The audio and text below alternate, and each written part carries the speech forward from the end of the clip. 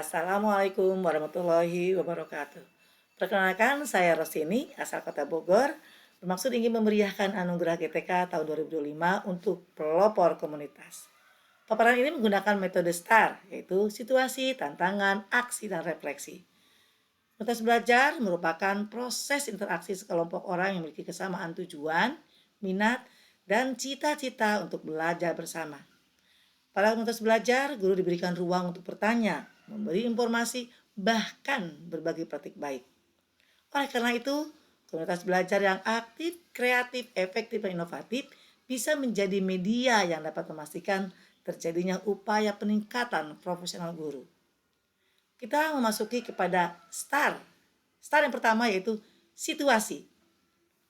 Pertama, guru masih bingung dengan adanya kurikulum merdeka yang mengharuskan guru untuk menyusun modul ajar pembelajaran berdiferensiasi.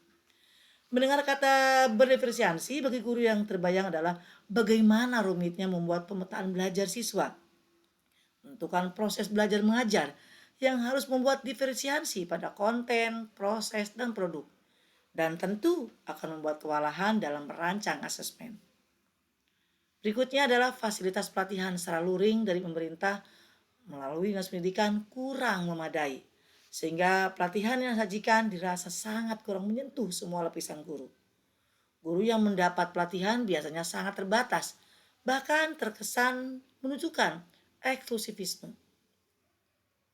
Kemudian, fasilitas pelatihan secara online di ruang belajar PMM atau platform mereka belajar yang menuntut guru untuk belajar secara mandiri membuat bagi sebagian guru merasa dibebani dan memberatkan, khususnya bagi guru yang kurang menguasai ilmu pengetahuan dan teknologi informatika.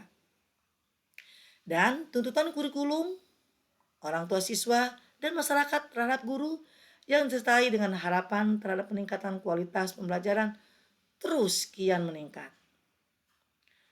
Terakhir, adanya kesenjangan hasil literasi dan numerasi pada rapor pendidikan menunjukkan kualitas pendidikan yang belum maksimal dan merata di semua satuan pendidikan.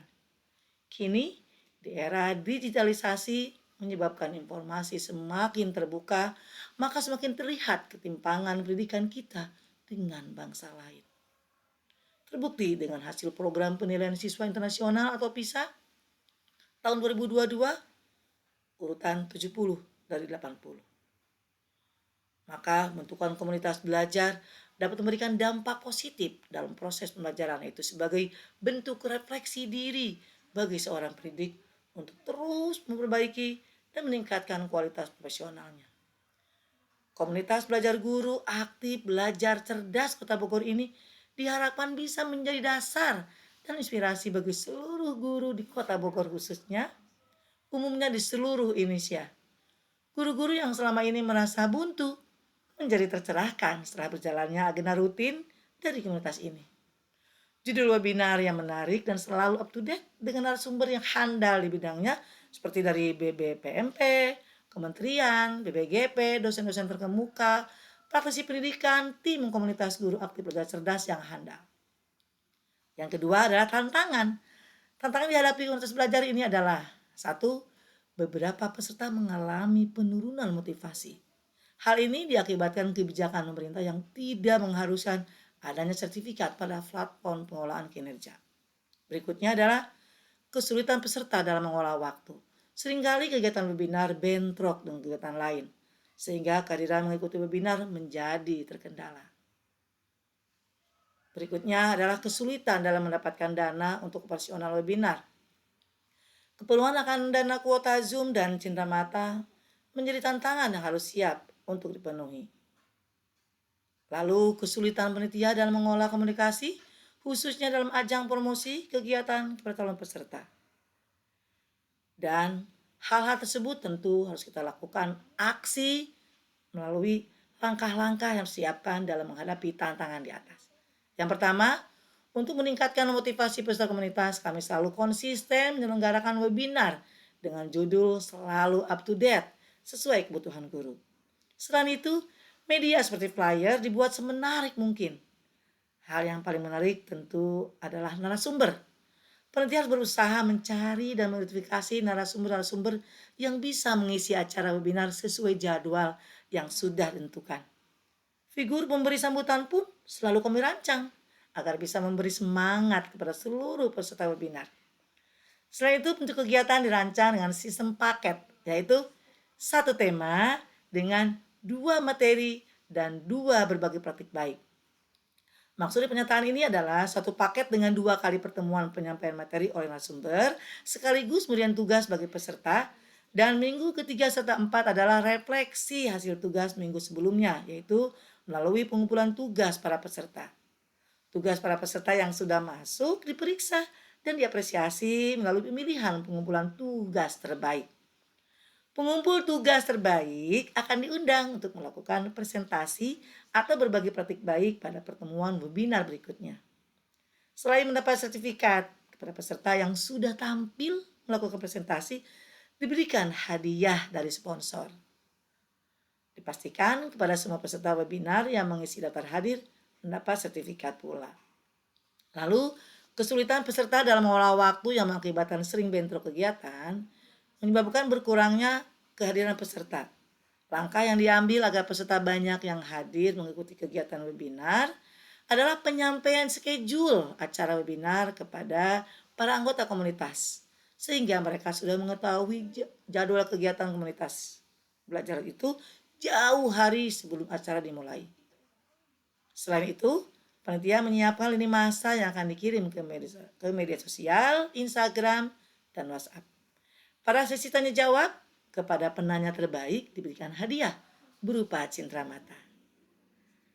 Lalu kesulitan dalam mendapatkan dana untuk pelaksanaan webinar, diantaranya kebutuhan akan kuota Zoom dan cindera mata. Keperluan akan dana kuota Zoom dan cindera mata ini dapat dipenuhi dengan mengajukan proposal bantuan kepada sponsor.